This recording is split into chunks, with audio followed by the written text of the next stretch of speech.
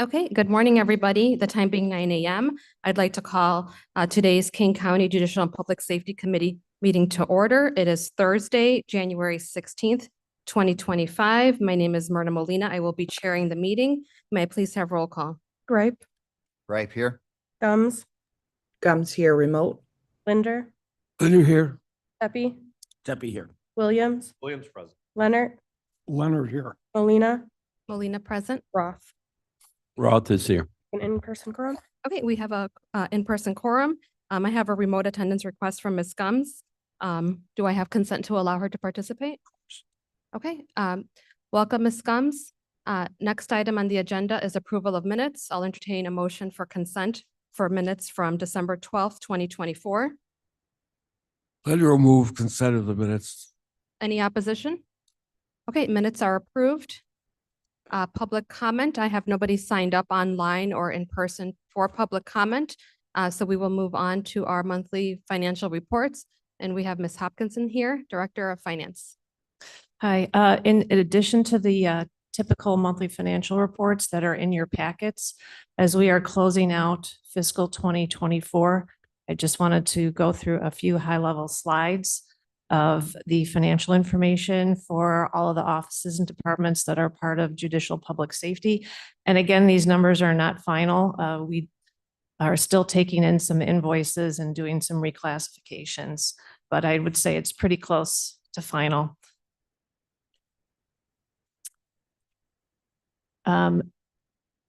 The total all expenses for all the judicial public safety offices across all funds for 2024 is coming in around $102.5 million. The amended budget for 2024 was $105.7 million, so it's slightly under budget.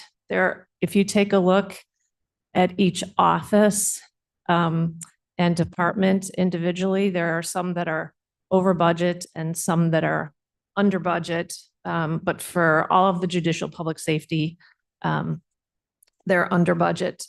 And I do want to also point out, most of the judicial public safety office activity is in the general fund, but as you'll see in a couple of slides, several of the offices and departments have their operations funded out of other funds, special funds, non-general funds. So this is the judicial public safety expenses, all the expenses that are just in the county's general fund. So of that $102.5 million, $86 million of the judicial public safety expenses are out of the general fund. And on this slide, the expenses are categorized by type, salaries and wages, employee benefits, et cetera. As you can see, the actual expenses are slightly under budget. There are some categories where they were over and some under.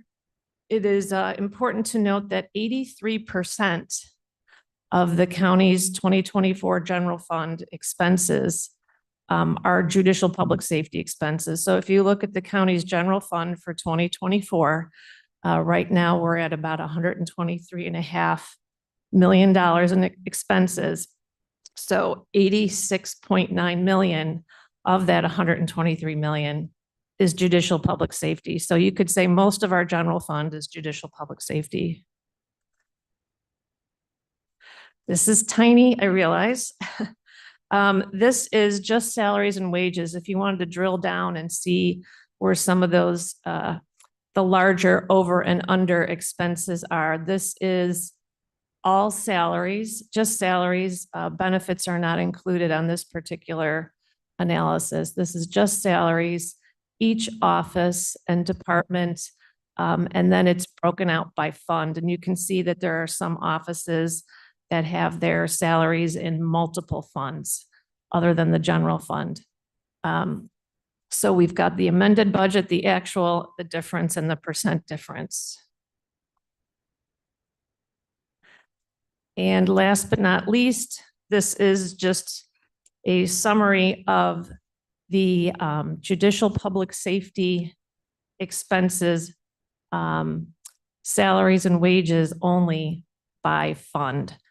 So you can see all the different funds across the county that have judicial public safety salaries expenses, and you can see the over and unders for each of those. And that's the extent of my presentation. Just wanted to give those highlights as we close out 2024. And as judicial public safety is a substantial portion of the county's budget. Thank you. Questions? Mr. Gripe?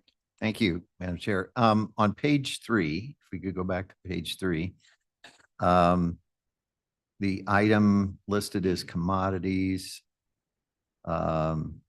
page 3, there we go, is approximately 14% over.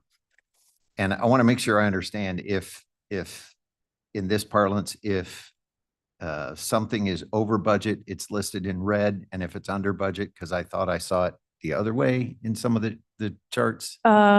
It should be anything that is over budget is in red. In red, okay. I think I thought I saw, I'll look at them again. But anyway, so my question is, nearly 14% over in commodities. What was driving that? I don't have that on the top of, I was doing a high level analysis yesterday. All of the detail by line item is in your packet. I don't have that answer right. It's probably a combination of multiple offices, commodities.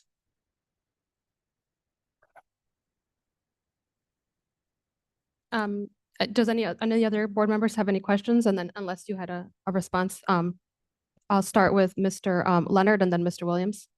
Thank you, Madam Chair. I'd just like to make a point on this, Kathy, that I think is very important that everybody realize with the JPS budget being, not even 0.5% over budget from the year before, and the county as a whole being, I think, 9% over budget? For 2024? I don't know about that number. I mean, and I could be off a point or two. Yeah. I guess the point I'm trying to make is I think we have to acknowledge the fact that the JPS committee here has done a great job, the people in their departments, to keep expenses down.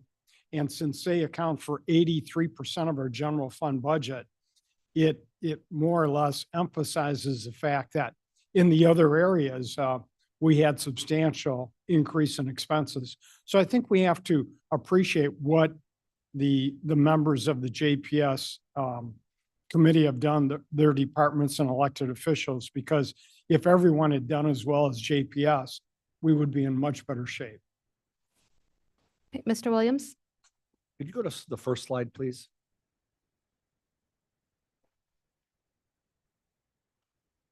Why is the law library so over budget?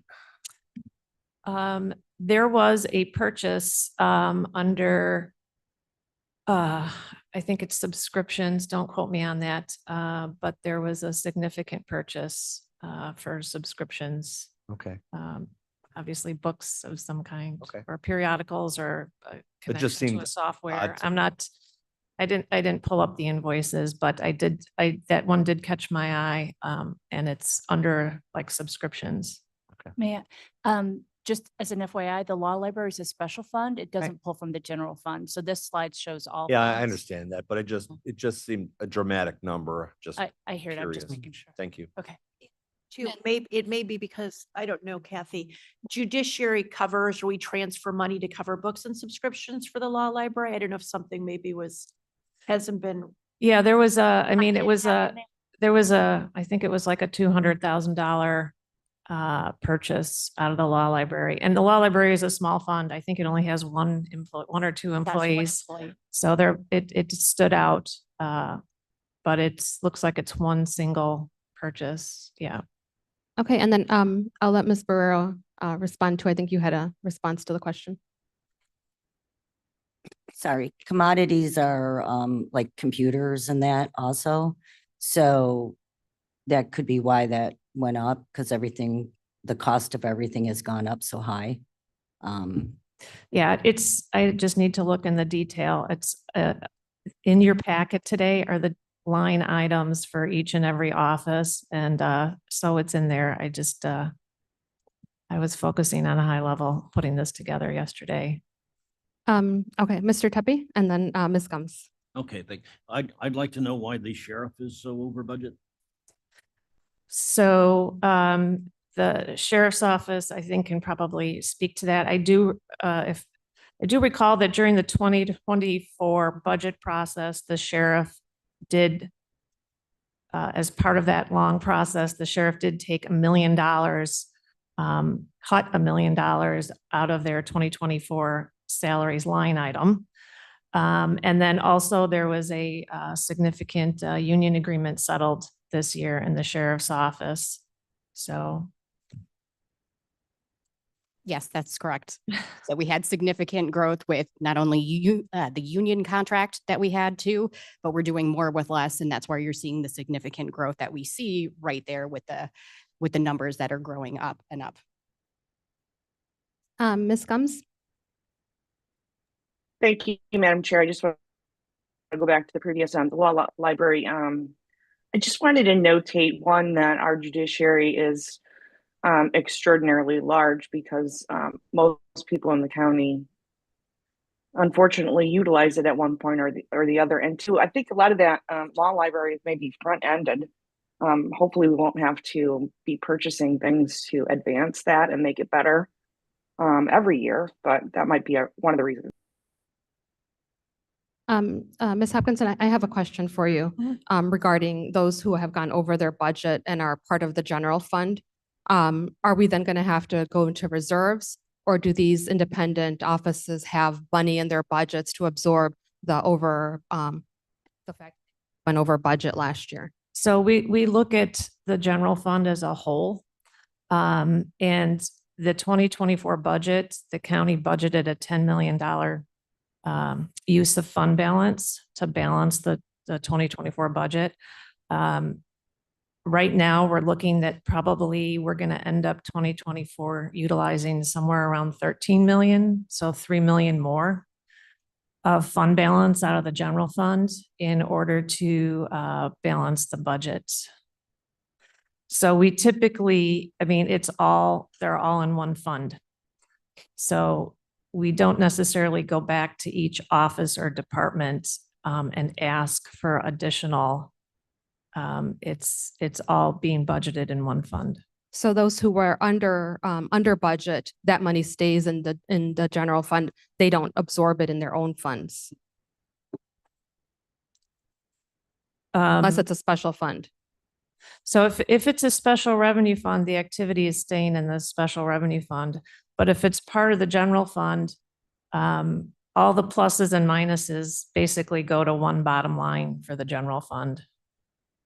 Okay. And I do want to point out too, that several of these offices, several of these judicial public safety offices have significant revenue sources that are specific to their operations, such as circuit clerk is bringing in fees into the general fund. Court services gets a significant amount of their salaries reimbursed from the state of Illinois. So not every single one of these offices is utilizing what we call general government revenue, such as property tax revenue, sales tax revenue. We have a few of these offices that bring in significant amounts of their own revenue to fund their operations. Okay, anybody else have any questions? Mr. Williams? Last question, keeping in the theme. CaneCom, why are we over budget with CaneCom? I know we had a union agreement that was settled. And CaneCom is in its own separate fund. There's two pieces to this. CaneCom is in its own separate fund. It collects subscriber fees from all of the users. Kane County is one of the subscribers. So in addition to what is presented here today, the general fund transfers out to the CaneCom fund. It's about $1 million right now for their share of the CaneCom operations. And I don't know you wanted to. Yes, I can add a couple additional notes. We had a number of projects that kind of concluded towards the end of the year, and we have some of those projects that can be reimbursed by other funds. We also fronted some money in terms of grants, which we will get reimbursed for. So I work with the finance department to iron all that out. But as Ms. Hopkinson noted, the union agreement ratification and retro was a significant part of this year as well. Thank you. Okay, Ms. Gumbs, I see your hand up. Did you have another question?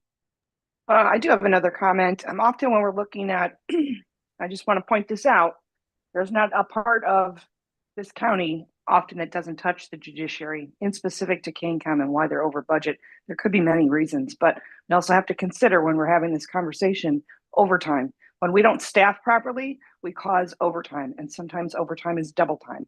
And I have a great history with that, so that might be something to think about. Ms. Guthrie, did you want to respond to that? Yes, I just do want to note that thanks to the ratification of our new agreement, one of the things that we had kind of talked about with overtime was significant overtime hours, and the ratification of this agreement has helped some of that. Are we still short-staffed? Are we still working on it? Absolutely. But in terms of the extended, 12 to 16-hour shifts, there's been improvement based on the new terms of the contract. Okay, Mr. Gray. One last question as well.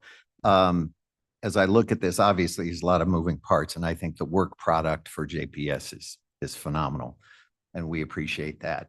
But I'm curious from an accountability standpoint, if my department, I don't have a department, but let's say I did, if my department is doing really well and is under budget, and my neighbors, not you, but my neighbor's budget is not doing well, coming out of the general fund, my neighbor's going to take the money that I didn't spend and be able to use it. Not that that isn't necessary, but my question is, who ultimately has accountability for who's spending more than they should, and trying to figure that out? And some of that accountability, I would think, could come back to the board, because, if we're not being told, hey, we need X, Y, or Z, or we don't like spending this kind of money, here's what we're going to try and do to reduce it. But I'm just curious about accountability until it gets to the board. Who's responsible for that?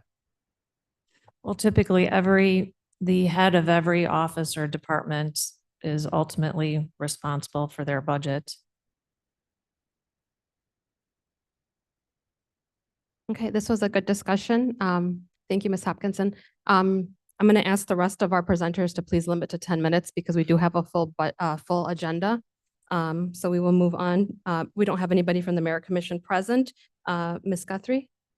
Good morning. Our monthly reports are on file. I am working on the 2024 annual report, but I do just have a very brief couple of slides here to present, just to talk about some of our statistics as we work through that report and what we'll be providing to the board.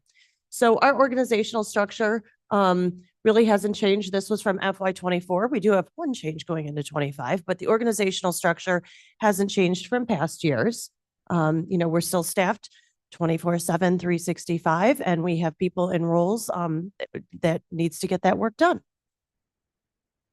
Our call for service volume, this is really what I wanted to bring to the board's attention today. So we are reporting the last 5 years. You can see in 2020, 2021, we kind of call those the COVID years, where we had a lot of officer initiated activity, take a slowdown. That is a percentage of what we do. We have our 911 calls, which generate an officer, deputy, EMS, fire response. And then we also have initiated activity, which means they are doing that on their own. They're pulling traffic stops.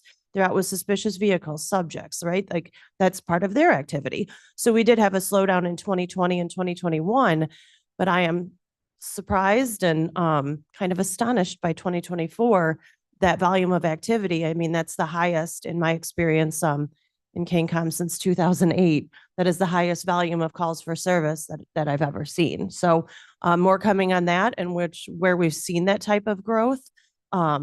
But we are busy. So I just want to talk about that, because when 911 is busy, our partners are all equally as busy. Here's our phone call activity for 2024, just in comparison of 2023. It's kind of trending the same. So a lot of that shows me that it is on the initiated activity part of our subscribing agencies because our phone calls are trending very similar to how they have for the past couple of years. So we break those down by 911 emergency. We call our, we have some administrative lines that we refer to as our 10-digit emergency. That's where some of our alarm calls come in, burglar alarms, fire alarms. So those are also emergency lines.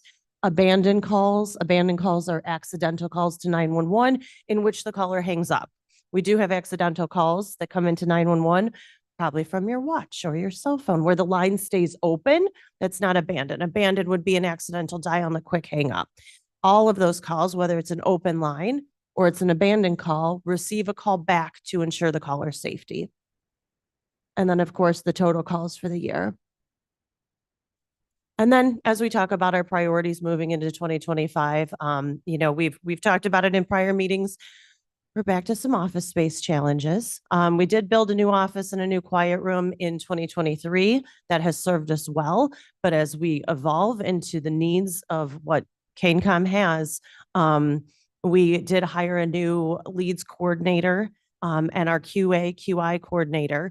And she's filling that role and she's currently sharing that office with Deputy Director Stofa. So, you know, we have built new space, but we have needs for new space. They are sharing an office and I did receive a grant for a couple of projects that we'll be doing also in 2025. And as part of that grant, those projects, that includes a complete training of our team.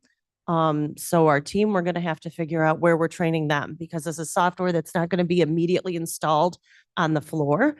It will be software that they will need to train on test stations in alternate space outside the center that will be installed live then on our machines. So that's something we'll be navigating through the next couple months, the training of the whole team, and we'll continue to explore solutions for sharing of offices.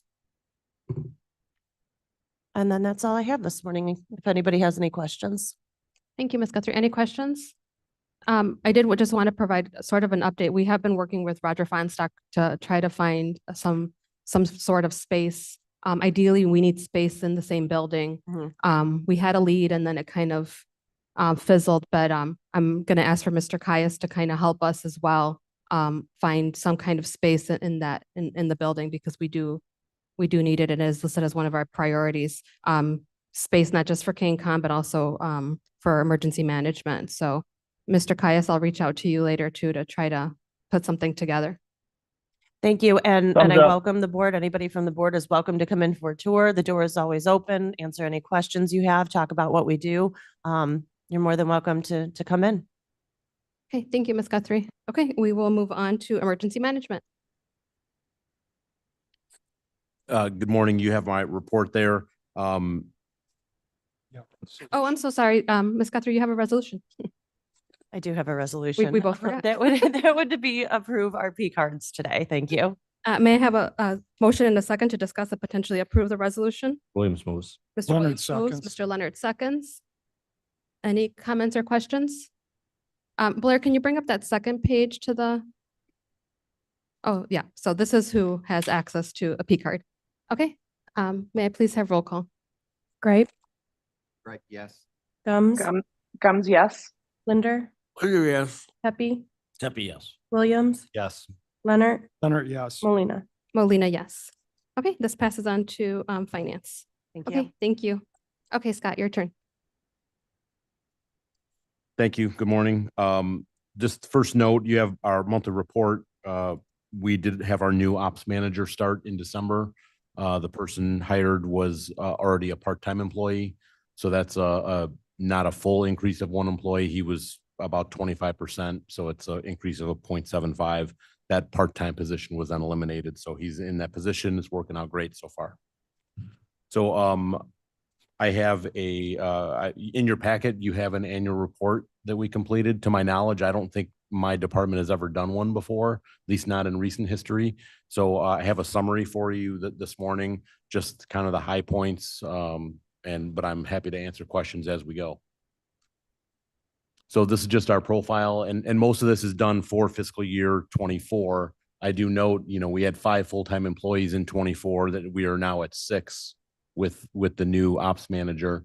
50 volunteers as of the end of the fiscal year. And since the end of that time, we've added 8 more. So we're at 58.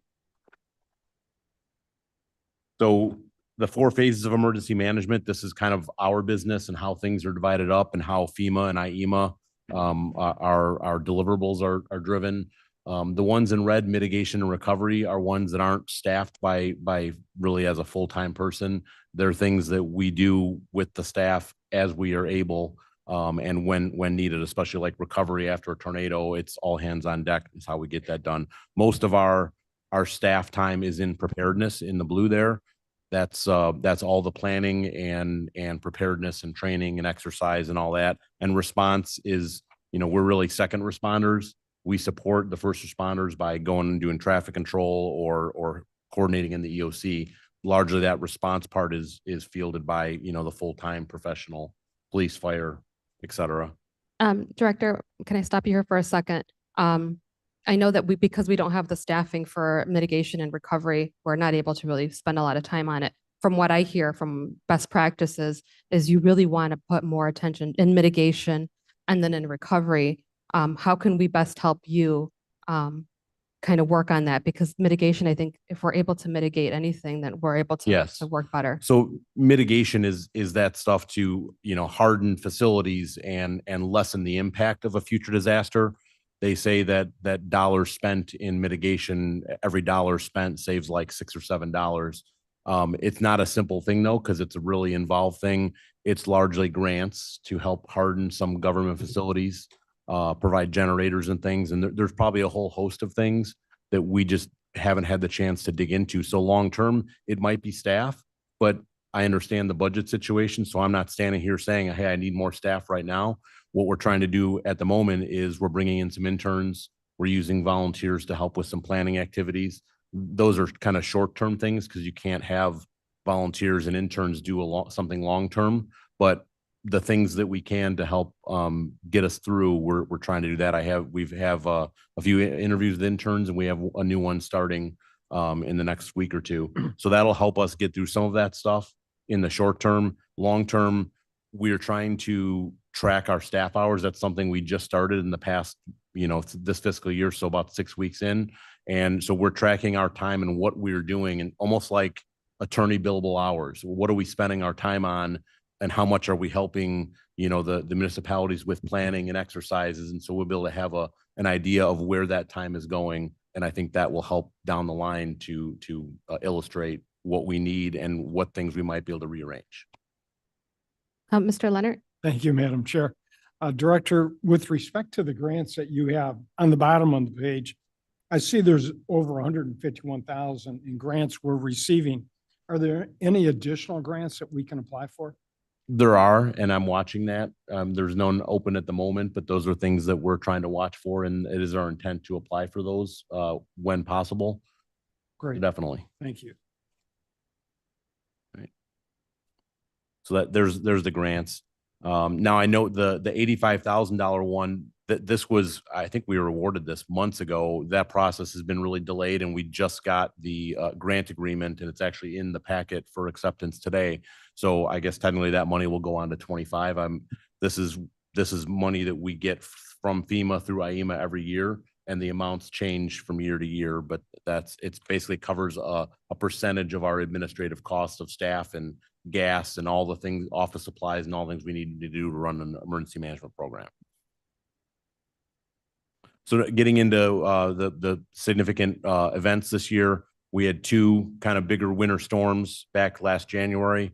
And we activated the EOC for one of those, and had a pretty significant impact on calls and such that we handle. Now we do that for those kind of storms because that relieves the sheriff's office of handling so many. So we put people in our agency vehicles and go out kind of on patrol, and they answer motorist assists and cars in the ditch. And that's what the 27 and the 42 are, mostly those kinds of calls.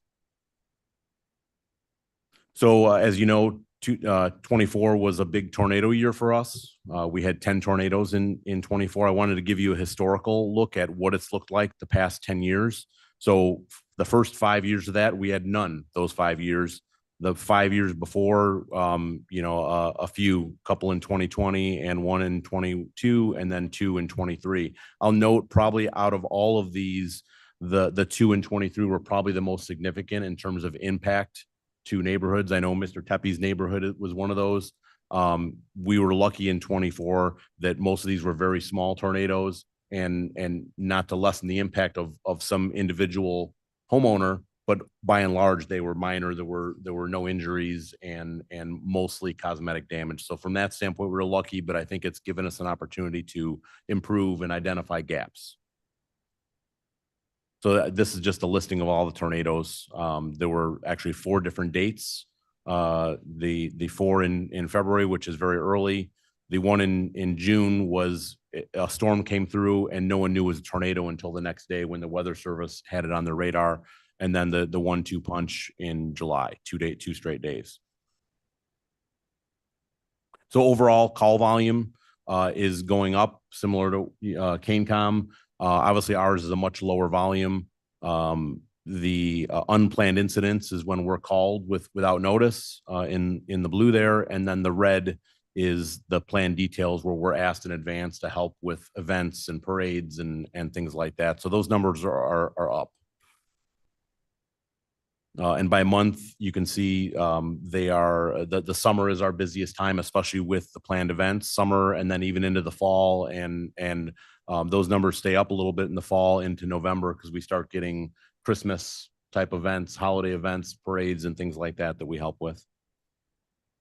And this just breaks down all of the incidents and events. Now, you note the number at the bottom for 24 is different than the total. I think it was 395. These are kind of the services that were provided and breaks down what we were doing on those calls. So that's why the 443 is more than the 395 total calls, because on some of those calls, we did more than one thing. And in fact, on many of them might be traffic control and lighting, or it could be EOC operations and mobile operations. So it just varies, but that's why the numbers are high. But those numbers are also rising. In terms of our volunteer program, this was the highest number of volunteer hours that I believe we've ever had, about 1,000 more than in 23. So, and then I have the percentages there. 18% of those hours were to assist the sheriff's office, typically traffic control, maybe some lighting calls, that kind of thing. And then 28% to other public safety agencies around the county, so police and fire departments. A fairly high percentage of administrative and training, because we have volunteers doing a lot of different things in training.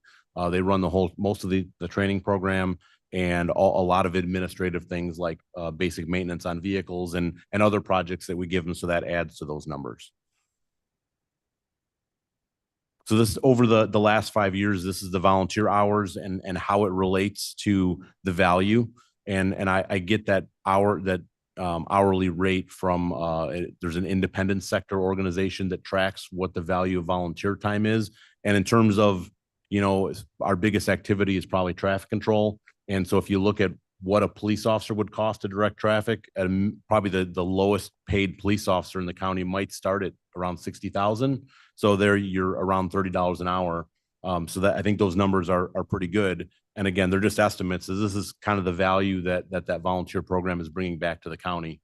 And in terms of cost for that, some of that is there's some gas, there's some uniforms that are provided, but those are over that entire year. Those are fairly small amounts. That our whole gas budget for the year is like $15,000. So it's not a lot of money that we're putting out in order to get this $450,000 value back. New Member Academy, we've gotten a little better at keeping members. Some of that is the program. Some of it is better recruiting. We've targeted people better. We've done more recruiting, started with more students. In the past, going back years, it was very common for people to drop out because the program wasn't organized, and they took a look around and said, I don't want to be a part of this, but we have a much better training program. And now we're keeping more of those people on through to finish the training, which is long. It takes roughly 6 months of Wednesday evenings to get to a point where they can go out and be a use to us. So just some photos. We're very big on public education outreach. The photo on the left is from one of the kids' classes that our preparedness specialist teaches. At those kids' classes, we give out these go bags that's pictured in the middle there with a first aid kit and some supplies. And we've gotten exceptional feedback back, especially after these tornadoes this year, of the families that have written us and said, you know, my kids, and we do this from first grade on up through high school, and we get this feedback that they had a tornado, they heard tornado sirens, and the kids knew what to do, and they helped their little brother, and all of that has been really great feedback. Because ultimately, I think that the public generally is not prepared to the level they probably should be, and we hope that this is creating a future generation of prepared adults. So just some more public outreach. The one on the top left was a Halloween trunk or treat event. So they decorated one of our trucks up in some spider webs and so great events like that. Down bottom left is one of the parades that we were in, holiday parade. And then on the right was the Maddie's Mitten March coat drive that we held back in November. Social media has been a big point of ours, and we've had growth the last 2 years. So we're happy about that. We're continuing to try to increase those numbers and be more engaged with the public there. These are just some stats from public education outreach. The kids classes and adult classes have stayed relatively flat. We've started tracking, though. We didn't used to track the number of adults in those classes. And now we're tracking how many outreach activities we're doing. So that's one of the kids classes. So Beth is our preparedness instructor, and this was a Girl Scout camp over the summer. Every Friday she taught to the next round of Girl Scouts in this camp. She taught a 2-hour preparedness class, and this particular part, they put on latex gloves, or maybe latex isn't the right word, the rubber medical gloves, and that shaving cream on their hands, and they learn how to take the gloves off, simulating blood or some bodily fluid, and how you would get the gloves off without getting it on your skin.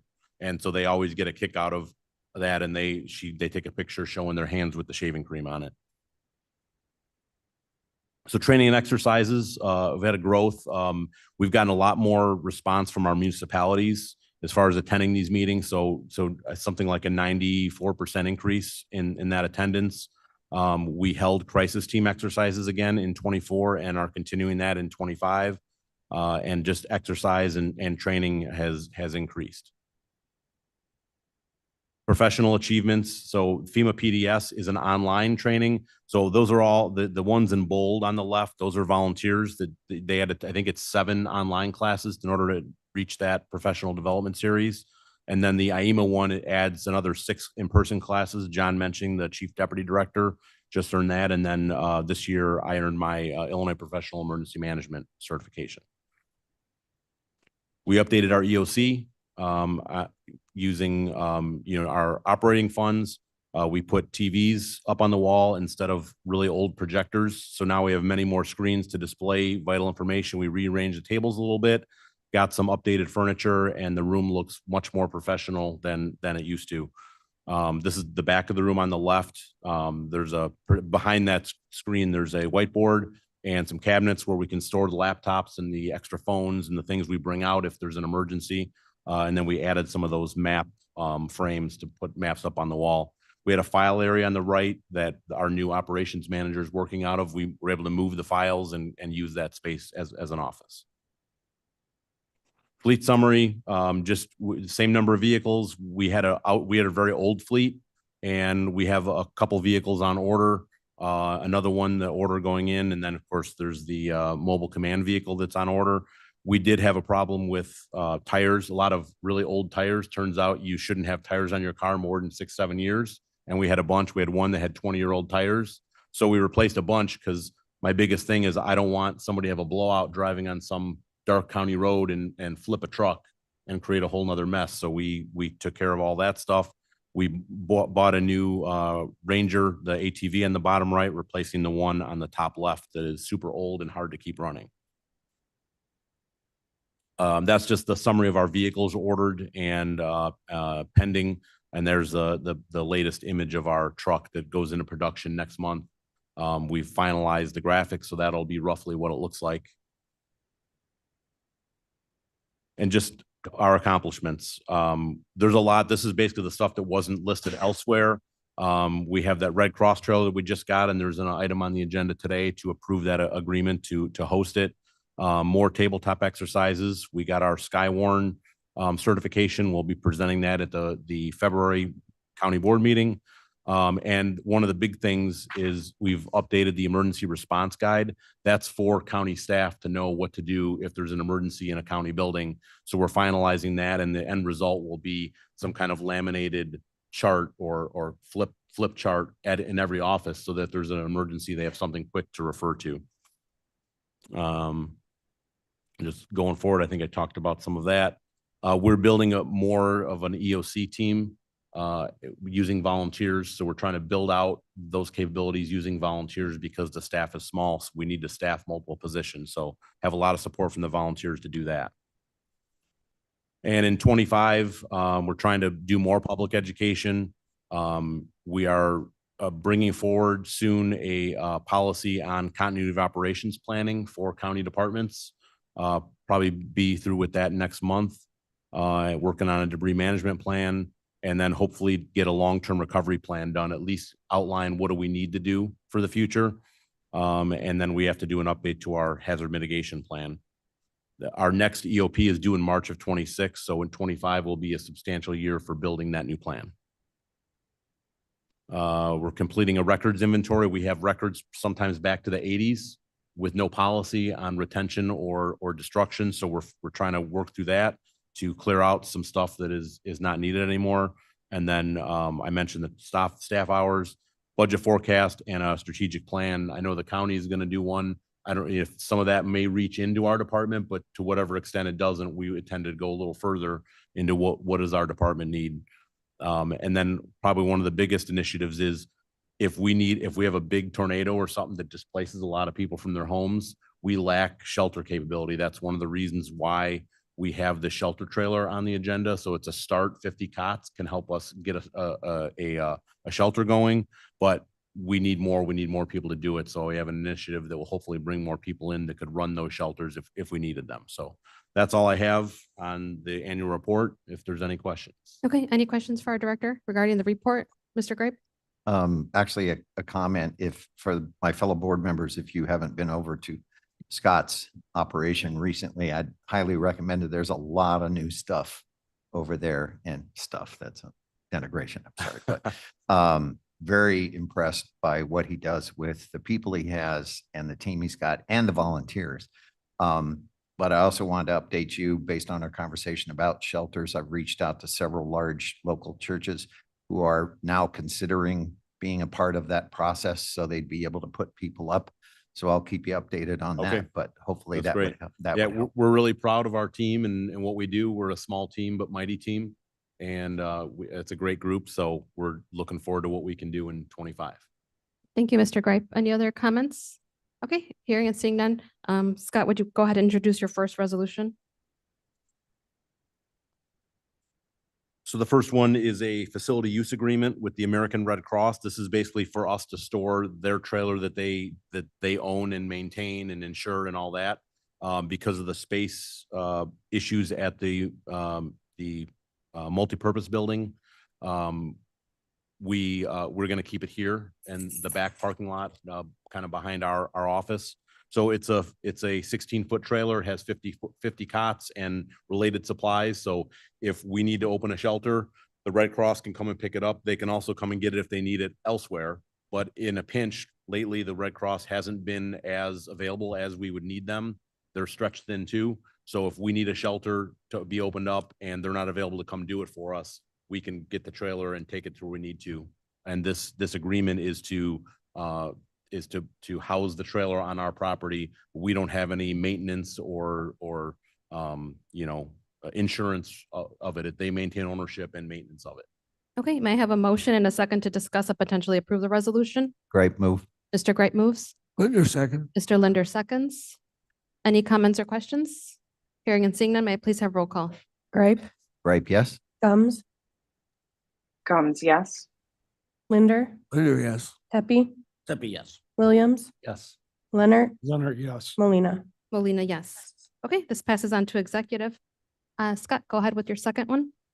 This resolution is to accept our emergency management program grant agreement. This is FEMA money that comes through IEMA. And it's they call the grant award about 170,000. It's a 50-50 match. That just, again, it supplements our staff. So it's basically a percentage of our operating expenses. Okay, may I have a motion and a second to discuss and potentially approve the resolution? Linder move. Gripe second. Mr. Linder moves, Mr. Gripe seconds. Any comments or questions?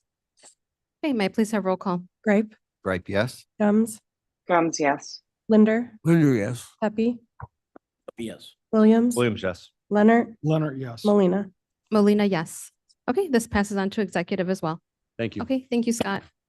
Okay, we will move on our agenda to Sheriff Adult Corrections. Under Sheriff Johnson, good morning. Hello and good morning. All of our monthly reports are on file. So if there's no questions or anything else too, we have just 3 resolutions. Okay, any questions? Okay, if you want to go ahead and introduce your first resolution. Absolutely. Our first one is approving an IGA or intergovernmental agreement between the City of Aurora and the City of Elgin for the execution of the 2024 Edward and Byrne Memorial Justice Assistance Grant, otherwise known as the JAG Program Award. This one is to assist us in the IGA for Alexipol, which is basically just training for our software program each year that we go through. So this is just the funds to continue with our program for Lexipol. Okay, may I have a motion and a second to discuss and potentially approve the resolution? Leonard moves. Mr. Leonard moves, Gripe second. Mr. Gripe seconds. Okay, any comments or questions? Okay, hearing and seeing none, may I please have roll call? Gripe, Gripe, yes. Gums, Gums, yes. Linder, Linder, yes. Pepe, Pepe, yes. Williams, Williams, yes. Leonard, Leonard, yes. Molina. Molina, yes. Okay, and this passes and this will go on to finance and budget next. Okay, go ahead with your third one. All right, our second one is authorization of the renewal of a contract with the Flock Safety by the King County Sheriff's Office. For those that aren't aware, Flock for the renewal is the software program and I guess database that has license plate readers. So if you see them on the entrance of the sheriff's campus or on the tollways, it allows us to assist with the database to kind of go through and see if there's a stolen motor vehicle or a burglary to a motor vehicle and we have a offending license plate, we can go through and see in quite a quick amount of time who's offending or where that vehicle is. So this is just the renewal of that valuable software. Okay, may I have a motion and a second to discuss and potentially approve the resolution? Linder will move. Mr. Linder moves. Williams, seconds. Mr. Williams seconds. Any questions or comments? I have a question, Madam Chair. Mr. Williams? Are there more than 25 Flock readers throughout the county? I will have to get back to you on that one. I know we were in the process of getting more. So I think 25 was during that time right now, but we are in the process of getting more. I'll get back to you though. Okay, thank you. Question? Mr. Gripe? Thank you, Madam Chair. I think those are pretty cool. Other entities that use them, let's say the Tollway Authority or the state police, or are we integrated all together so they can see ours and we can see theirs to find people, track people down? Yes, that is the beauty of Flock, like Pingree Grove right now. I talked with the chief, I believe, and don't quote me on this, he actually purchased for his town 19 of them. So again, with the influx, we are able to locate for his Pingree Grove and everything else too. We are able to talk with anybody, Illinois State Police or other counties, other states to go through. So that's the beauty of that. Follow-up question, if I may. Thank you. If they don't use Flock, but they use, Acme, do those integrate as well? I do not believe so, but I know Flock is looking for software that patches through to some of those. So we are working on that. Mr. Roth? Roth here. Sheriff, do they have access in all the squad cars to use that? Yes, they do. Okay, thank you. And Under Sheriff, I had one question. On the executive summary, it says that this was not budgeted. It looks like there was an original grant that was not renewed. So because this is a non-budgeted item, is there money in the 2025 budget to absorb it, or how would this be? Yes, we have money to absorb it, I believe too, and we're working on grants also for this, for that. And in just the conclusion, I actually did some research also just on my wonderful watch. It is 25 flock. Okay, any other questions or comments? Okay, may I please have roll call? Gripe, Gripe, yes. Gums, Gums, yes. Linder, Linder, yes. Tepe, Deputy, yes. Williams, Williams, yes. Leonard, Leonard, yes. Molina. Molina, yes. Passes. Okay, this passes on to Budget and Finance. All right, last but not least, the last resolution is granting the Kane County Sheriff's Office and the Kane County State's Attorney authority to enter into an IGA or intergovernmental agreement with Kendall County and a lease with the Kane County Bar Association for wellness coordination or coordinator services on behalf of Kane County. With the Illinois Let's Be training and standards, we actually have a wellness coordinator on staff 24/7. So all of the things that unfortunately our deputies see and the state's attorney's office prosecutes and goes forth, we need somebody to talk to 24/7. And this has to be done off campus. So the Kane County Bar Association was nice enough to lend us their facility at no cost. And so we are just entering into an IGA also with Kendall County because they need the same services. And this is the lease agreement for that services off site. Okay, may I have a motion and a second to discuss and potentially approve the resolution? Gums will move. Ms. Gums moves, Mr. Gripe seconds. Any questions or comments? I have one question under Sheriff. I remember when we were doing the budget presentations that Sheriff Hain mentioned that because a change in state law, it requires us to have this wellness coordinator. Could you give me a little bit more background on what that change in law was and why it requires us to do this? Yes, the Illinois Training and Standards Boards requires all deputies, all police officers once a year to have a wellness check. It's something that for recertification to become an officer, also they're checking up on. So this was something that was mandated by state law. So each time within that year for 2024, moving into 25, we have to have that wellness check. And because this is just the IGA, what's the amount attached to the cost to the county for this? The cost of the county for this one would be no lease agreement to, if you're talking about lease and everything else too, for this, it would be $0. For the IGA, for the wellness coordinator, her salary is $90,000 and it's shared between State's Attorney Kendall and ourselves. So breakdown. Okay, any other questions? Mr. Gripe? More of a comment than a question. I think this is highly appropriate. I have lots of friends who are peace officers and they go through a lot of stuff. But I just want to make sure they're using the county's EAP program. It's a little challenging to get to, and that's not an HR problem, but just make sure we remind them about that. Because it's not something you go, oh, geez, I want to do that. But it's very, very positive and it's one-on-one. So it's a resource. It's there. It doesn't cost anything to the sheriff's departments. Absolutely. And for us too, we have two HR staff members who do fantastic things also. So they're basically tracking side by side. Absolutely. And Sheriff Johnson, because of this change in the law making, mandating us to do this, are we not allowed to use our regular health insurance to pay for the wellness coordinator? No, we are not. So basically it has to be on site for this and whatever designation Let's Be has for it, it has to be within the sheriff's office or within the police agency. And that's going to be offsite. So if I see somebody out of my own dime, it does not count towards because it's seen as offsite or something that I'm doing not on my sheriff's time.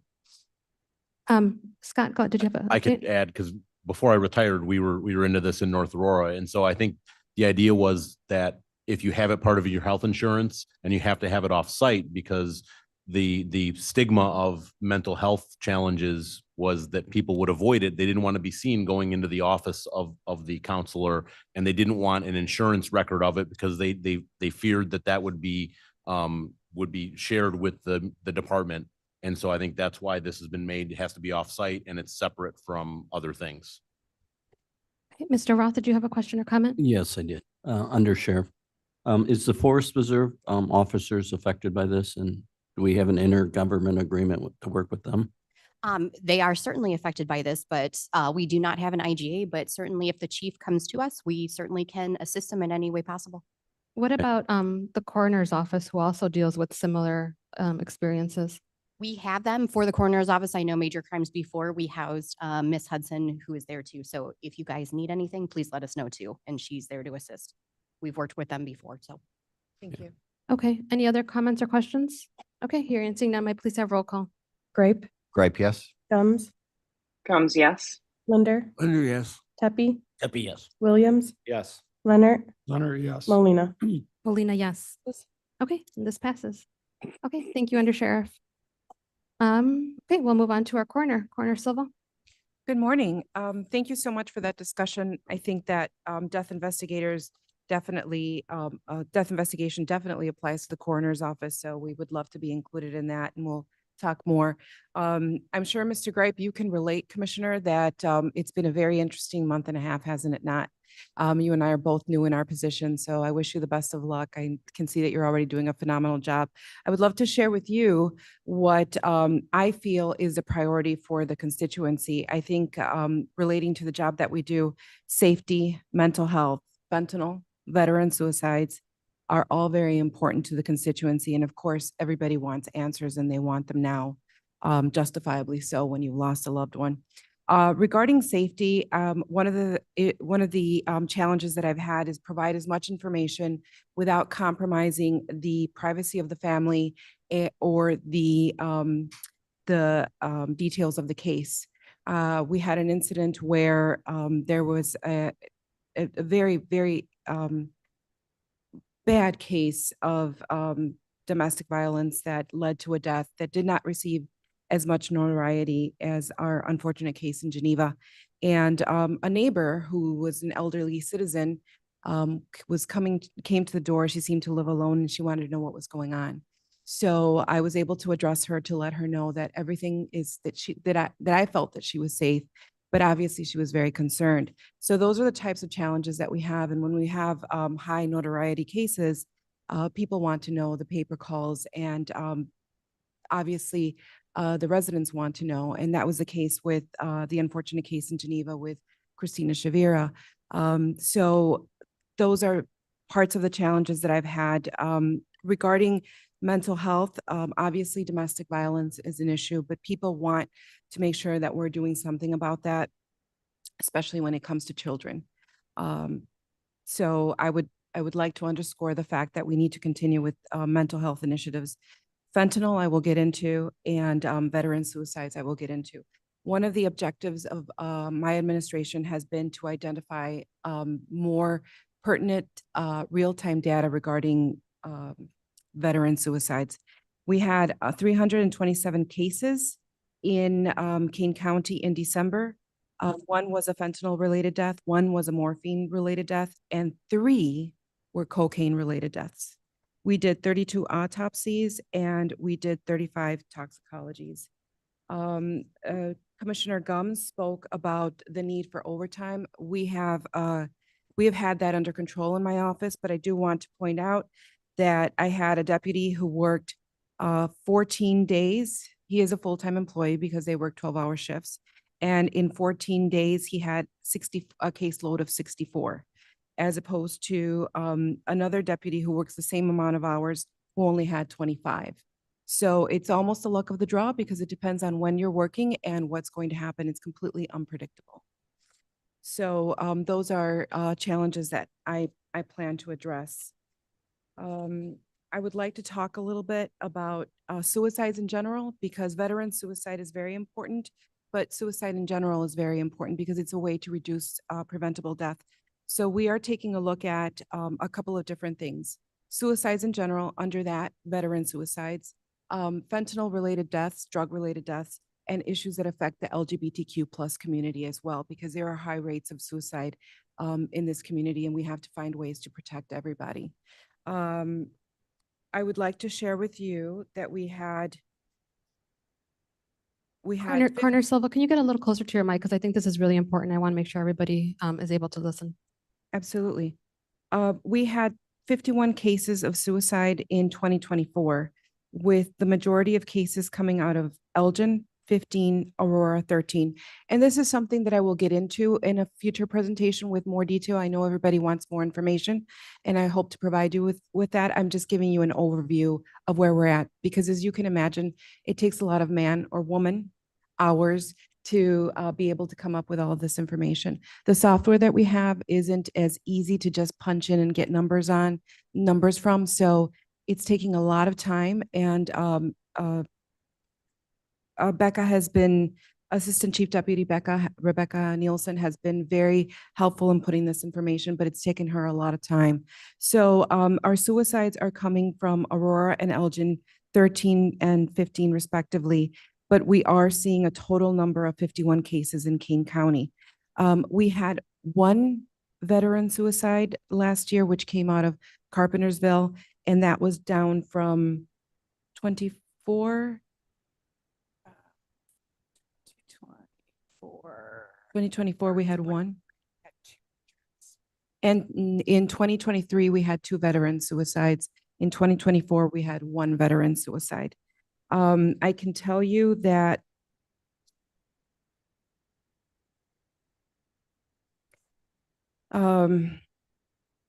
South Elgin and Huntley have made up 61% of the veteran suicides.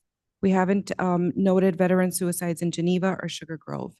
And so the investigation of the case that we talked about, these 327 cases that we have, we're looking at it from a different angle, looking at who is a veteran, who may have been affected by fentanyl, who may have been affected by other drugs, to be able to give you more data in different ways.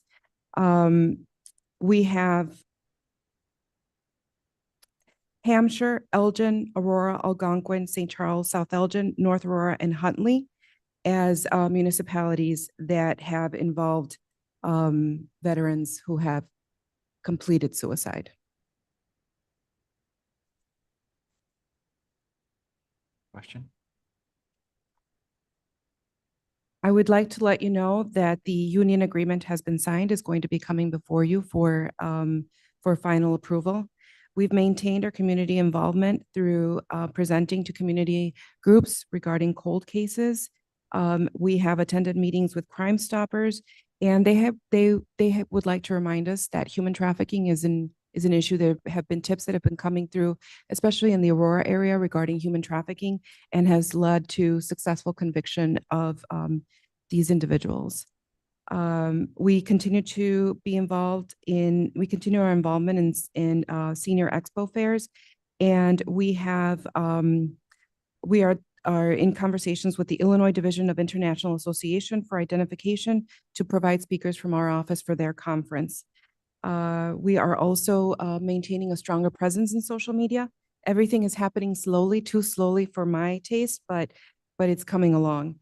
I have also been working, I'm sorry, I want to check my time because I do want to stick to the 10 minutes that you asked.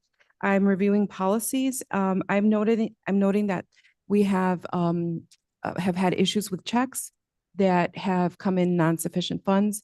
And so in order to avoid that, what we're trying to do is implement a credit card portal through our website so that we can get that payment immediately and deposit those funds in a timely manner. Again, we've also reviewed autopsies, not only for the necessity to perform those autopsies, but also so that we're not missing something and not performing autopsies on people that should have received autopsies. We are definitely strategizing, Commissioner Leonard, regarding our forensic pathologists. We are speaking about it and formulating a plan of what we can offer so that we can move forward, because I'm reviewing also financial policies. That's very astutely one of the ways that we can save on our finances. Also toxicology. I have been made aware that toxicology costs, please correct me if I'm wrong, can range anywhere from $250 to $600 per toxicology sample. So we're reviewing those policies. We're actively reviewing and working with the folks that are putting together our lab, because I think that's a great endeavor, and that's more to come. This is more of a general presentation. So one of the other things that I would like to note is that we are changing the policy to very definitely including contributing factors on the death certificate. Case in point, if we have somebody that died from a drowning per se, or any other type of death, what we're reporting right now is an accidental death because the person died from the drowning. But what made them go into the Fox River in the middle of winter and take off their clothes? So by reporting those contributing factors, we can have more of a handle of what fentanyl-related deaths are. And also, as we see from our numbers, cocaine-related deaths are actually higher.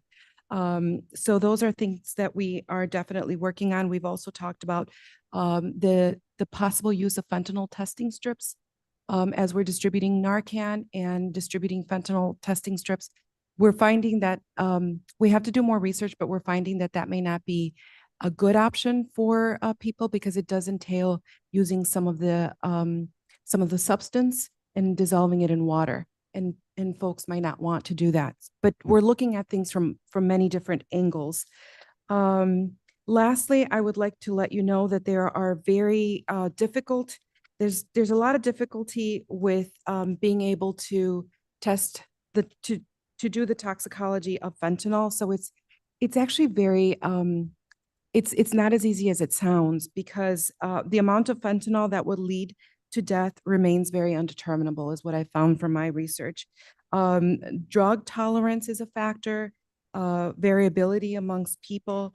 We also have, where did we test from? Did we test from the femoral vein or did we test from somewhere else? The femoral vein is preferable, but it's not always accessible to us. So there is a variable to reporting fentanyl because sometimes it's not as easily detectable. And even when it is, how do we know it was the fentanyl that killed him?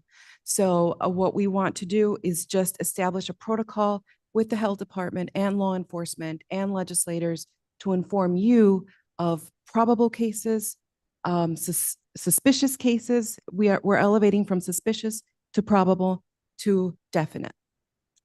So that's what I have for you today. Thank you. Thank you, Coroner Silva. Any questions or comments, Mr. Gripe? Yes, thank you. And appreciate your comments because I wouldn't want to be in your shoes with all the new stuff you have to learn. But having served myself in the military, I'm very sensitive to the veteran suicide. And I noticed on the distributed report, page 334, there's different data. So I'm assuming that the one that's on the screen, the 334 page that shows one suicide for 23 and 5 for 24 is the current data because the other one shows 0 and 1, I think it is. I have it on another sheet. I'm sorry, Commissioner. I'm not following where you're. So Blair, I don't know if you have page 334. Yeah. Is that what's on? So I'm looking at the one that came out in the distribution. It was a little bit different, but you know, the major point is that you're tracking it. So Go ahead, Becca.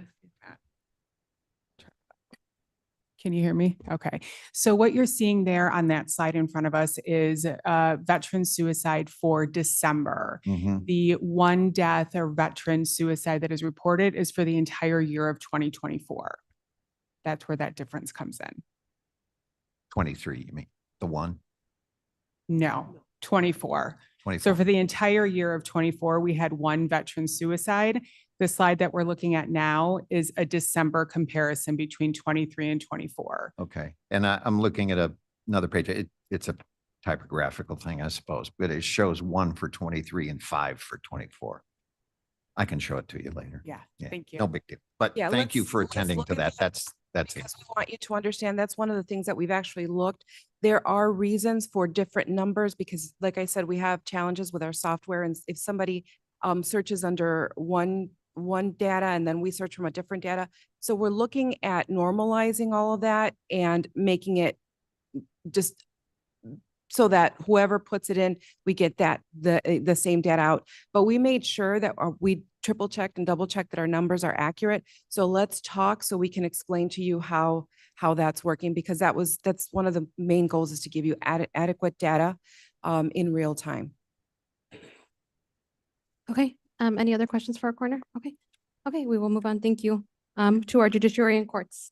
Good morning, Andrew O'Brien, Court Administrator. Judge Villa apologizes. He could not be here this morning. We don't have anything new to report at this time, but we do have 2 resolutions that we'd like to present. If that's okay. Okay, Andrew, you want to go ahead and present the first one? Yes, I will. The first one is just the P card review for the Law Library and Self-Help Legal Center. Okay, may I have a motion and a second to discuss and potentially approve the resolution? Gripe move. Mr. Williams Gripe seconds. moves, Mr. Williams seconds. Blair, can you move on to the next page? Okay, so that just shows who has access to a P card. Any questions or comments? May I please have roll call? Gripe, Gripe, yes. Gums, Gums, yes. Linder, Tepe, Tepe, yes. Williams, Yes. Leonard, Leonard, yes. Molina. Lena, yes. Okay, and this passes on to finance. Okay, our second resolution, I will have Jason, our Deputy Court Administrator, present today. Good morning, everybody. This is my favorite kind of resolution because we're securing funding to make some immediate improvements. So those are always good things. So this resolution is authorizing us to receive the Illinois Supreme Court Disability and Accessibility Improvement DAI funding allocation. So we got an email from the state back in August, just letting us know that the Illinois Supreme Court Commission on Access to Justice had some money available for the circuits that have court facilities to make some disability and accessibility improvements. We found out there was about a $300,000 cap statewide, so we tried to temper some of our expectations on it. So we made a reach of about $12,000. We ended up getting just over $8,400. Most of that money will be spent on signage. We can get the most for our buck out of signage with that amount. That will go to 3rd Street. We have some brushed aluminum signage that has worked well for us at the Judicial Center. There will be signage on each courtroom, conference room, bathroom. We work with them on the language for that. It will also be Braille compatible, and it will be hung ADA compliant. So you'll be able to see that as soon as it's up as an immediate improvement at 3rd Street. We also ordered posts and new disabled parking signs for 3rd Street. The ones we have were very aged. They were a little uneven, so we're actually going to get those set properly in each disabled parking space that we have. So as soon as this is implemented, you'll be able to see these improvements almost right away. We also had some requests on this for the circuit clerk's office. We were able to get them a new disability or mobility wheelchair for their lobby. We also made a request for them for some monitors and wayfinding equipment for the lobby. That unfortunately was not on this, but I was able to put that on our modernization request, which has not come through yet. So I'm hoping to get that for them here down the road. So that is up for your consideration. We would hope you approve it. Okay, may I have a motion and a second to discuss and potentially approve the resolution? Leonard Moves. moves. Linder second. Moves. Mr. Linder seconds. Any further questions or comments? Okay, may I please have roll call? Gripe, Gripe, yes. Gums, Gums, yes. Linder, Linder, yes. Tepe, Tepe, yes. Williams, Williams, yes. Leonard, Leonard, yes. Molina. Molina, yes. Okay, this passes on to budget and finance. Anything else? No, thank you. Okay. Nothing else. Okay, we will move on to state's attorney. Good morning. I am here on behalf of the state's attorney. She regretfully cannot make it. Report is on file and we're here and happy to answer any questions if you have any. Okay, any questions for Mr. Frank or our state's attorney? Okay, thank you for being here. Public defender. Good morning. Our reports are on file. Just very briefly, we have completed our renovation project or in the process of getting moved back in. Hopefully we'll have some pictures of that next month, but please feel free to come over and check it out in person if you would like. That is all I have for this month, except for the resolution. Okay, go ahead and introduce that one for us. That is just for acknowledging the review of our P cards. Okay, may I have a motion and a second to discuss and potentially approve the resolution? Linder moves. Mr. Linder moves. Tepe seconds. Mr. Tepe seconds. Okay, any comments or questions? May I please have roll call? Gripe, Gripe, yes. Gums, Gums, yes. Linder, Linder, yes. Tepe, Tepe, yes. Williams, Yes. Leonard, Leonard, yes. Molina. Molina, yes. Okay, and that passes on to budget and finance. Okay, thank you, Ms. Conant. Thank you. Okay, we'll move on to our court services administration. Ms. Ost, good morning. Good morning. There we go. I couldn't see the light. Good morning. I have a lot of things. I'm sorry. So the first thing is that our monthly reports are on file. The JJC housing report is on file. I do want to point out Kathleen presented at a high level what 2024 looked like for all of the departments. For my department, we ended up taking in an additional almost $600,000 in revenue, as well as being under expenses by about $700,000. And that continues to be because of turnover, very honestly and transparently. In fact, we just recently had a very high level person retire. So well, I am looking at the budget for that. So our budget is in good shape. I want to talk a little bit about the JJC today, about its functions, how it's funded, and the jobs they do and why they do it. Seated to my left is Mike Davis. He's the superintendent of the Juvenile Justice Center. Every 2 years, I like to give kind of an overview of the duties and functions of court services, because I know that, you know, there's changes on the county board. And so this is just high level for you. Each month over the next few months, I'm going to highlight a different portion of the department. Next slide, Blair. And I want to thank Blair for always being on top of it. He's the bomb. So I'm tackling each unit kind of in proportion to the amount of budget that they use. So for me, our budget for 24, this is actual. So it's going to look different than amended or passed. This is actual. And again, I'm under budget. So this was my actual for 24. You can see the JJC, juvenile detention, is about 42% of our budget. The primary reason for that is there's so much legislation around juvenile detention and all the programming that we have to do. And so, you know, even just like 10 years ago, I think the JJC was only 32% of our budget, and just continues to increase. And so we're going to talk about that. Next slide. So instead of going over programming, the last time we talked about the JJC, we focused a lot on the programming, the school requirements, all of those programming. Today, in light of the county's financial situation, I want to focus a lot on the spending, the costs, and what your cost alternatives are, so we can have an informed conversation. Next slide.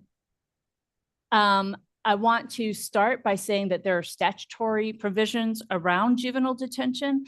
The JJC, their entire budget comes out of the general fund, and that is because of the statutes. So sometimes I get asked, you know, where do I find all the statutes on this?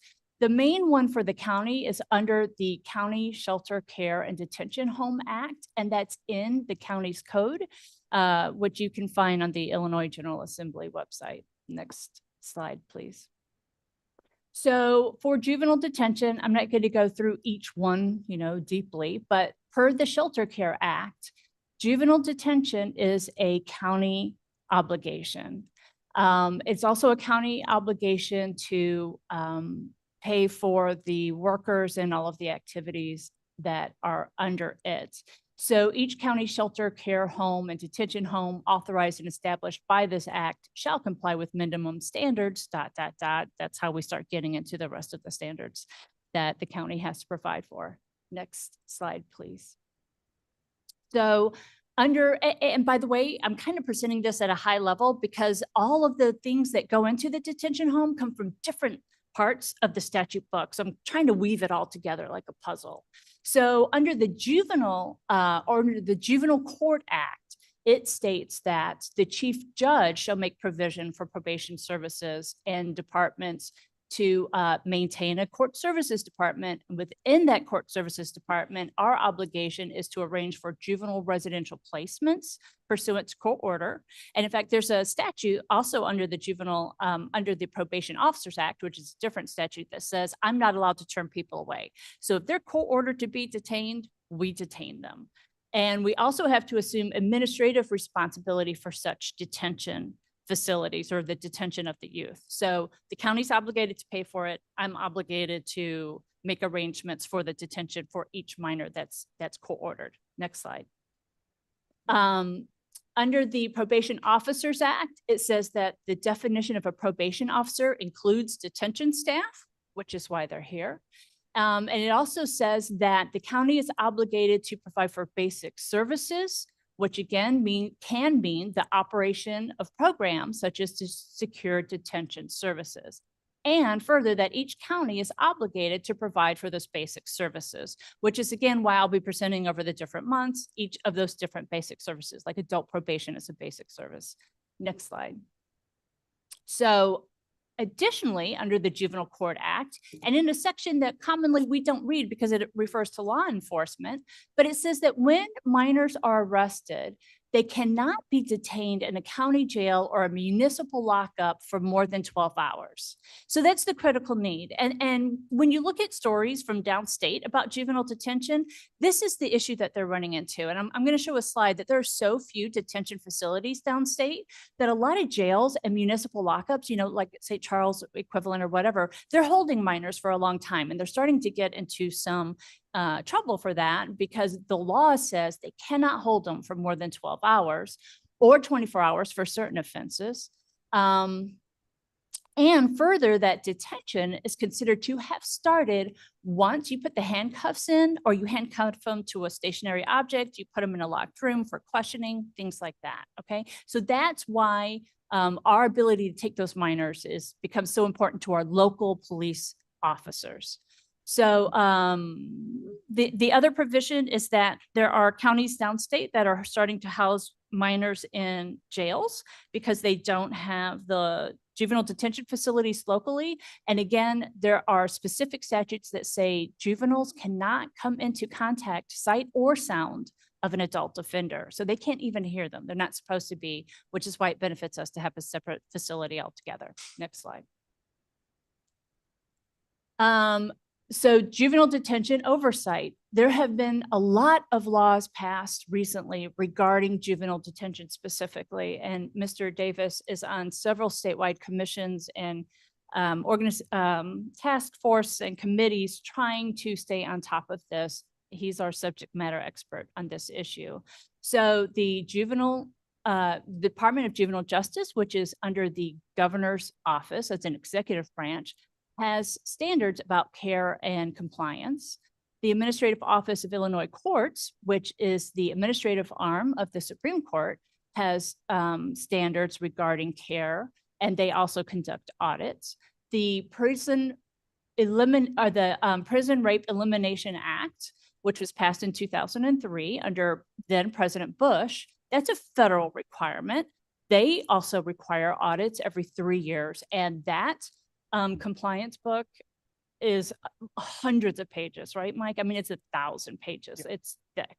And that's a big, big deal. It's such a big deal that we had to devote one person to just focus on that. Then the state of Illinois just passed an independent juvenile ombudsman act. This person reports directly to the governor. And this person has all kinds of abilities to come into facilities and investigate anything. So if a young person writes to her office and says, I don't like dessert or I don't like the food here, she is fully authorized to come into the building, investigate whatever she wants to investigate to make sure that the kids are getting the food that they want, that it's culturally appropriate, that it's enough calories, all of those kinds of things, which is just another layer. Next slide.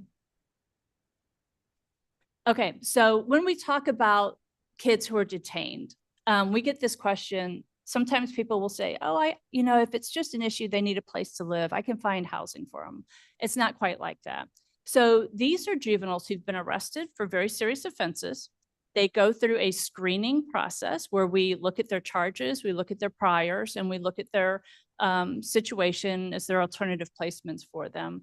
And there are some things that we just cannot place because part of the Juvenile Court Act says that kids have to be, anybody who's arrested, part of the consideration on detaining is are they a danger to themselves or others? Are they a danger to the public? And around the circumstances of that offense. So this is a snapshot of every youth who is in the detention facility on December 17th. And so I can't give you their names because that's all protected information, but this is their most serious charge, what county they came from, the days that they have been detained, and their ages. So you can see, we call them juveniles, but under the Juvenile Court Act, the age of a juvenile goes up to age 18. And so some of these are pretty serious charges. And you can see that for things like first degree murder, I mean, those cases take well over a year to prosecute. And so we're holding them. Part of the Juvenile Court Act that I didn't talk about says that we have to give them school. We have to give them 300 minutes of school a day. So we partner with the Regional Office of Education, who provides all the teachers, and they do school every single day. Next slide, please. So who are we detaining at the JJC? As you saw from that other slide, a lot of those kids come from various counties. And in fact, Mike, how many partner counties do we have? So, so the JJC has partnered with 11 other counties. There are only 15 juvenile detention facilities in the state. There's 102 counties. So each county has formed intergovernmental agreements with various counties to also hold their kids.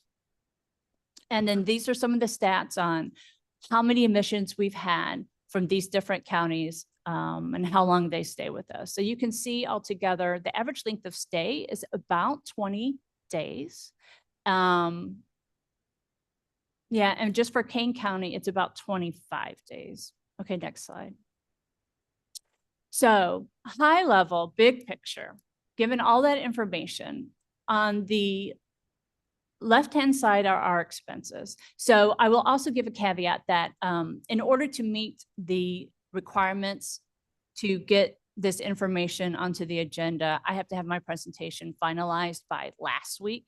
It's due a full week in advance, right? So it was due last Wednesday. In order for me to complete that presentation, I pulled the data, I started doing analysis. It was the middle of December.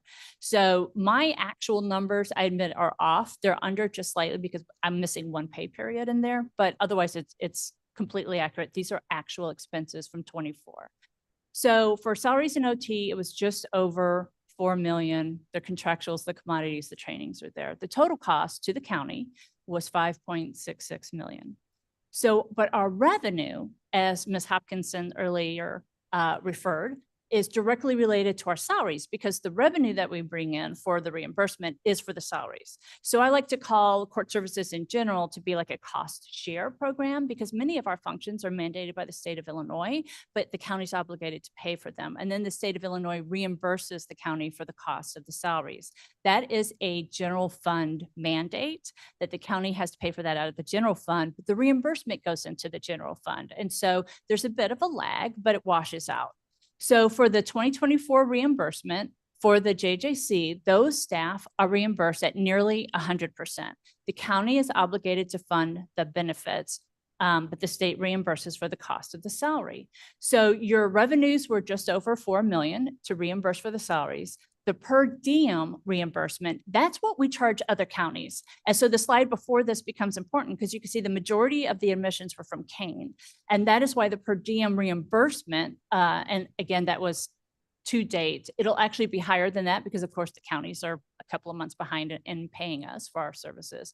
It'll shake out, it'll actually be somewhere around 100,000 by the time we get all the reimbursement, but we're holding fewer kids from other counties than our own county.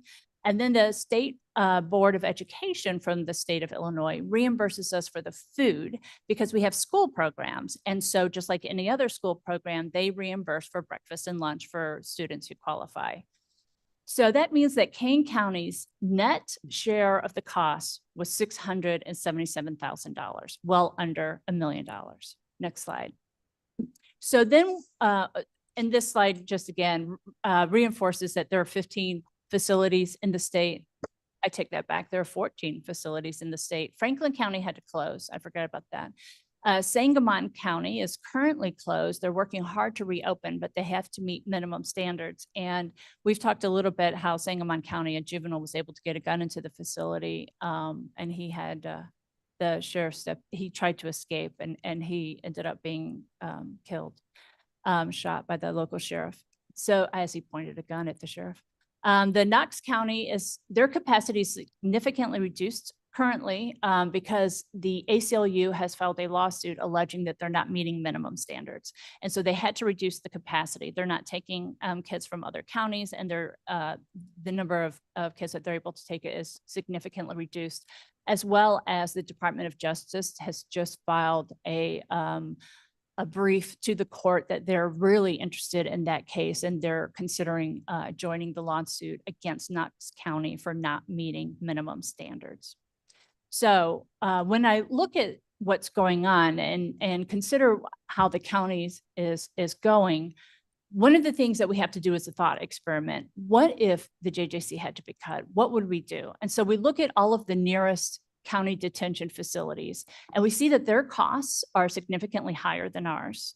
We've worked very hard, and I'm going to give all the credit to Superintendent Davis. He's been in front of this board many times talking about, like, even when we issue RFPs, if the bottom line comes in and he doesn't feel like that's a good deal, he'll rip it apart and reissue RFPs and try really hard to get the lowest cost.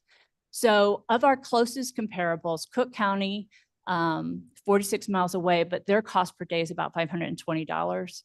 Will County, they're charging $225 a day. Lake County is about $170 a day. But, you know, for us, when we look at this, I mean, LaSalle County is a lower cost than ours at $150 a day, but they only have 14 beds. And I believe that they have 8 of their own kids, which would mean that there's only 6 available beds. And the number of beds that we need is over 20. So if we had to do reductions at the JJC, we'd be traveling a lot to disperse our kids, and we would have to probably use multiple facilities. Next slide. So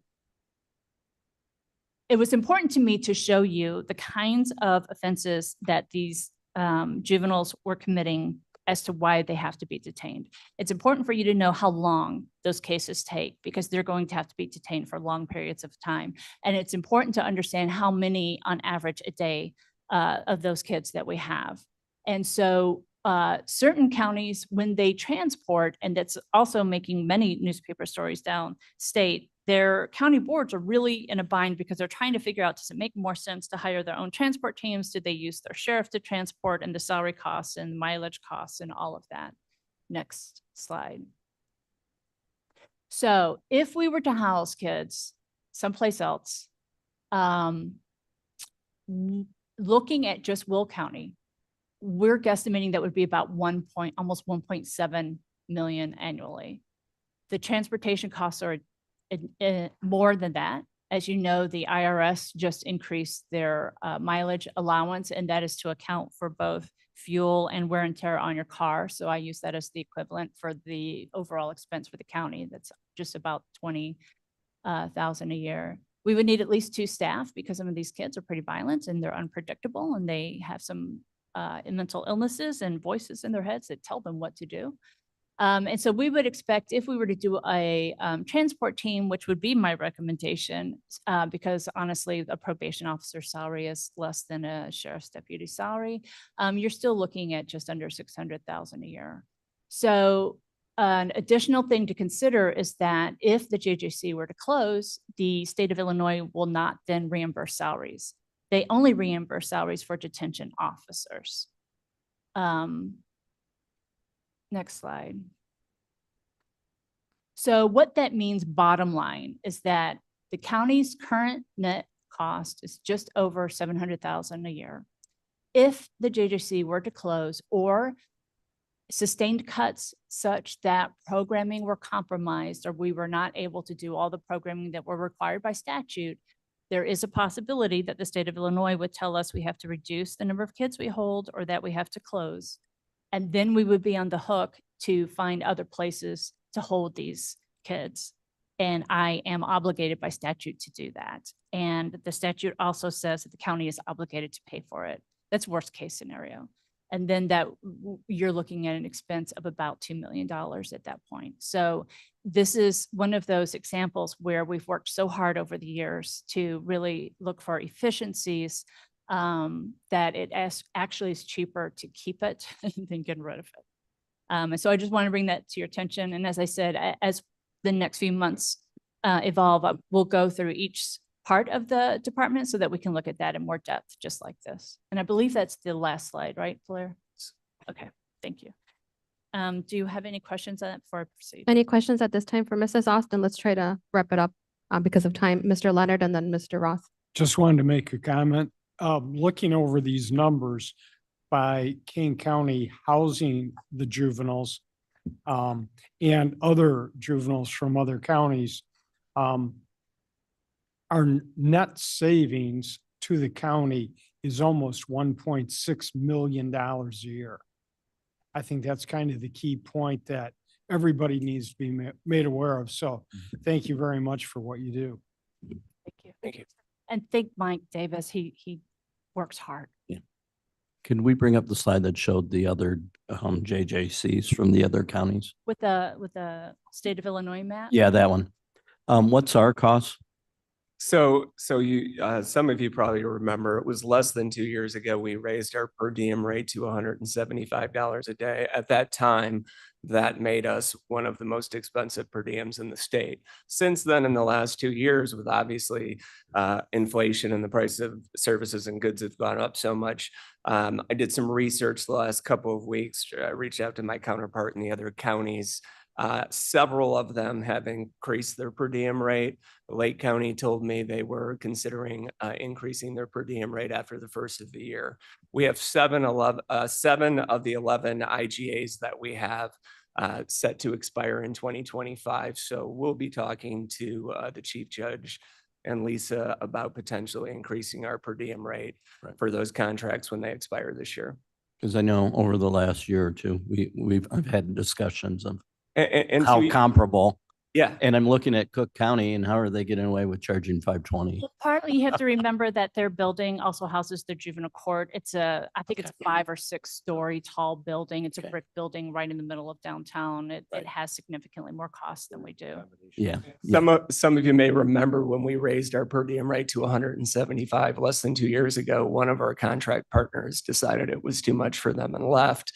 But since then, everybody has raised their rates. Right. And they're also raising the rates because of so much scrutiny with all of these lawsuits. Everyone's beefing up their programs. Right. We're really fortunate, and we've had such a strong relationship with our regional office of education that our education program already met standards. We were good. We did that in 2016. Well, everything I've heard, we're the leaders in everything there on the JJC, and thank you. Thank you. Okay, And it's also, that's what's helping the kids because of all these IGAs, we're sharing the costs. That's right. Because I calculate we're about 45% are from Kane County and the rest of the other counties. So thank you very much. okay, Mr. Gripe, you had a question or Yes, comment? and mindful of time, of course. This has been fascinating for me because I've used to volunteer at JJC, which I would recommend. That's an eye-opening experience. But I thought the state paid for everything out there, and they don't. So, but I'm very pleased to see the comparison because I would assume there's a tipping point. If the state reduced its reimbursements at some point, it says, yeah, close it. So my question is that up to us, or do we have to ask the state to let us close it? That is a great conversation, as well as the conversation with the union, because the majority of the staff out there are union employees. So we would have to notify like the Illinois Labor Relation Boards. I mean, there would be a lot of conversations we could have. Off the top of my head, the Illinois Supreme Court does not control which counties have a detention facility. That under the county's code, that is a county decision to make if you have it. But then the statute says, but if you do have it, then you have to do all these other things. So the initial do you have it or not is a may, but the fact that young people who are committing these serious crimes have to be detained is a shall. And so that's part of that larger conversation. Okay, good conversation. Great presentation. Good, thank you. Thank you, Ms. Ost. Okay, carry on. Anything else? Okay. So the next thing I just put on file for your review that the Office of Pretrial Services, it's a brand new created office that is overseeing all of the pretrial departments in the state. They're newly formed and they've approved us saying that we're fully compliant, which we are. So that's great. So that letter is on file for you to review. The next thing is I have resolutions. May I go ahead and present those? Please go ahead with the first one. Okay, so the first one is notification of renewal of drug and alcohol evaluation referral services.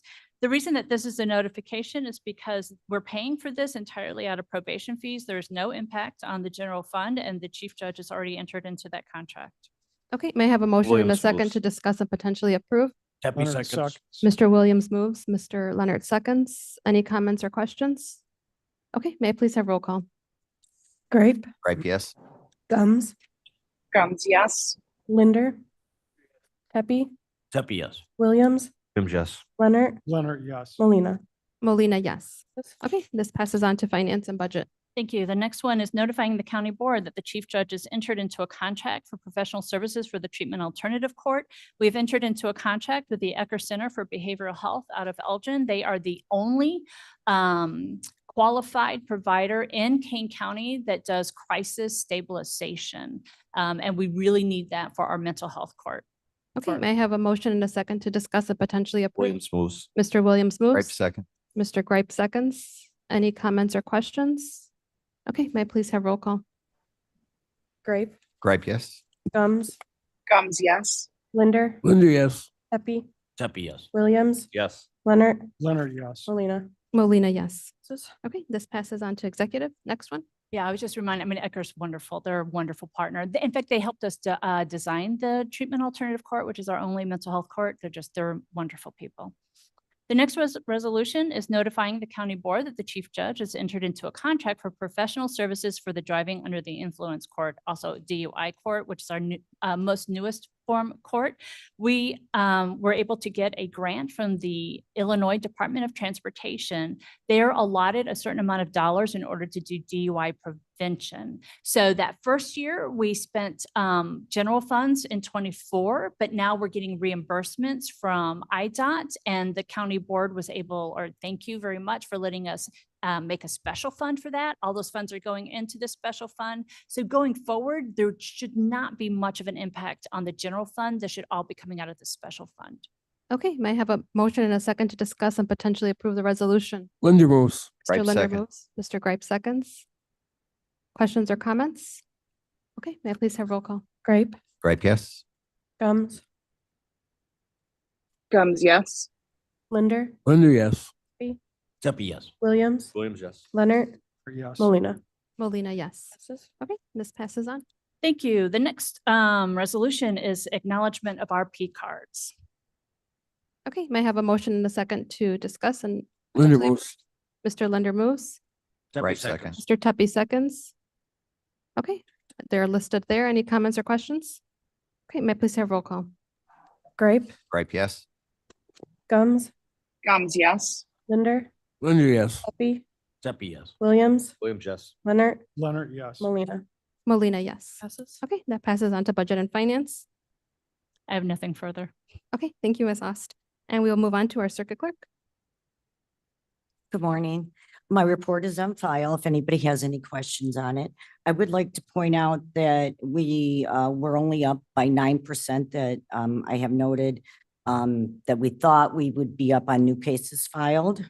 We thought we would be about 14%. We're at 9%. The employees took in 5,895 phone calls this month. Our overtime is pretty much the same, a little down from last month, but it's with the holidays, it's running the same. And our training hours were 140 hours for the month of December. We do have a lot of new employees. Our court and office team, I believe, is fully staffed right now, but our records team, we have one retiring and several going to be out on maternity leave, so we do not drink the water in records. Then we've collected 1,276,000 and a little over that for the county in our fines and fees. And that is about it, unless Mr. Leonard would like me to. Okay, great. Okay, any questions for our circuit clerk on her report? Okay, go ahead and introduce your resolution, please. My resolution is on our P cards. Okay. Leonard moves. May I have a motion and a second to move and to discuss and potentially approve? Mr. Leonard moves. Second, Linder. Mr. Linder seconds. Next page shows you who is authorized to have a P card. Yep. May I please have roll call? Grape, Gripe, yes. Gums, Gums, yes. Linder, Linder, yes. Pepe, Tepe, yes. Williams, Yes. Leonard, Leonard, yes. Molina. Molina, yes. Passes. Okay, that passes on to budget and finance. Okay, we don't have any old business on the agenda. Would anybody like to bring up any new business at this time? Okay, hearing and seeing none. May I have a motion to consent, place reports on file? Williams will ask for move for unanimous consent to place the files on reports on file. Any opposition? Okay, reports are placed on file. Now I'd like to request a motion to go into executive session for the release of closed session minutes. Linder moves to go to executive session for the release of closed session minutes. Have a motion made by Mr. Linder, Williams seconds. second by Mr. Williams. May I please have roll call? Grape, Gripe, yes. Gums, Sadly, I will have to leave you. Linder, Linder, yes. Pepe, Williams, Yes. Leonard, Leonard, yes. Molina. Molina, yes. Thank you, everybody, for your time, great presentations and discussion. We are now in closed session. All right, everybody online that's joining us in closed session, please accept your invites. Reminder to anyone in the room that's also on their computer, you must also join the closed session. So please accept those invites. I'll let you know when we're ready to go.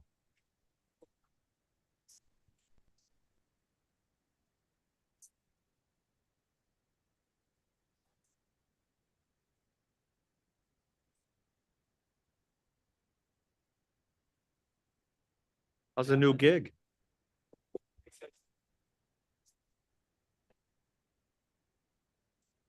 Good.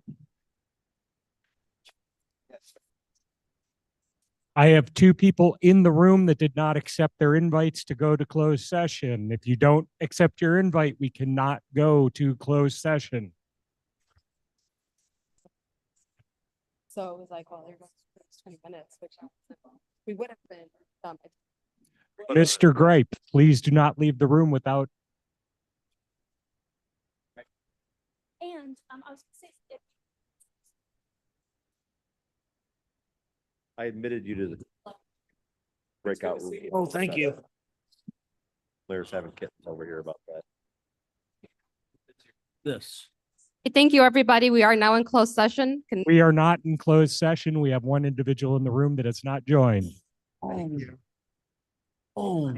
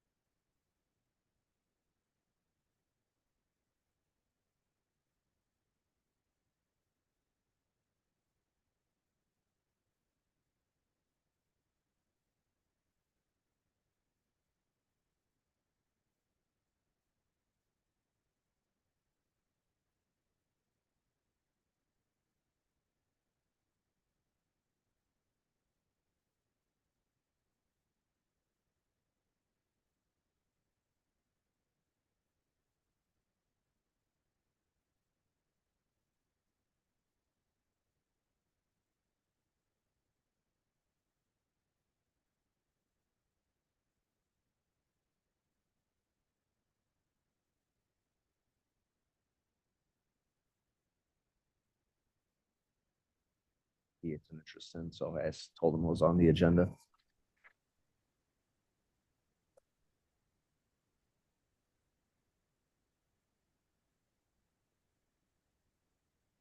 No, that's Kareem's, bad. that's Kareem's gear.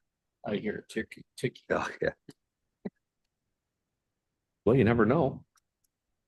All right, you are in open session. Okay, we are back in open session. May I please have roll call? Grape, Gripe here. Gums, Linder, Linder here. Pepe, Deputy here. Williams, Williams here. Leonard here. Molina. Molina present. Roth here. You have an in-person quorum? May I have a motion and a second to release closed session minutes as adopted in Exhibit A? Gripe move. Linder second. Okay, motion made by Mr. Gripe, second by Mr. Linder. May I please have roll call? Grape, Yes. Linder, Linder, yes. Deputy, yes. Williams, Williams, yes. Leonard, Leonard, yes. Molina. Molina, yes. Released. Okay, may I have a motion and a second to adjourn? Williams so moves. Second. Mr. Williams moves, Mr. Linder seconds. All those in favor? Aye. Aye. Any opposed? Okay, thank you, everybody, for your time.